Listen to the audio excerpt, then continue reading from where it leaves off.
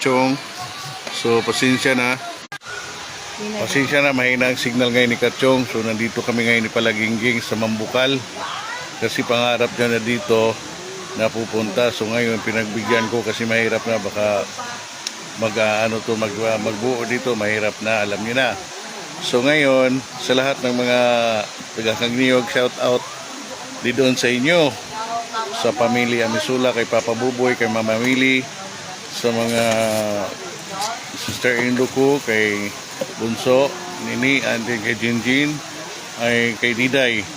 So sa lahat ng mga taga-barangay Kagniog, pero especially sa Purok Size, so kumusta lang po kayo dyan? So ngayon nandito kami ni Palagingging, dalawa lang kami nag-picnic dito sa Mambukal. Dito na. Hello mga Kachong, dali na nag-prepare sa Palagingging. Amo makaon ni Kachong kay grabe na talaga ang gusto niya. Ito na yung gusto niya, yung gusto na ako kinilaw na pusit. Kay bagan dugay-dugay na ya okay law. So, already made. Ito ngayon, medyo dahil Sunday, nag-charge muna kami, and then pagkatapos namin mag-charge, diretso na dito sa Mambukal, kasi sa Mambukal din kami, sa Morsha kami nag-simba, and then pagkatapos namin mag-simba, diretso na kami dito sa Mambukal kasi malapit lang yung Mambukal. Yes, malapit lang ang Mambukal sa Morsha. So dito kami mag-relax mga Kachong dito.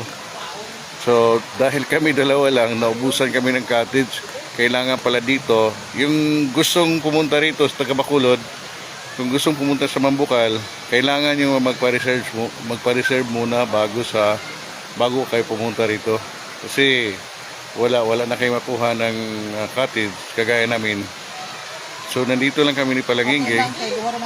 Kasi dalawa lang kami. Pero next time pag marami na, so hindi pwede.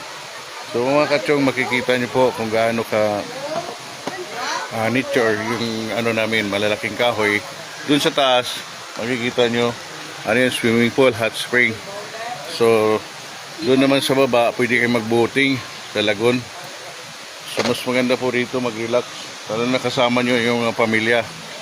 So mga Kachong, sa lahat ng mga interesado pumunta rito, i-search nyo lang yung Mambukal Mountain Resort, and then makikita nyo doon.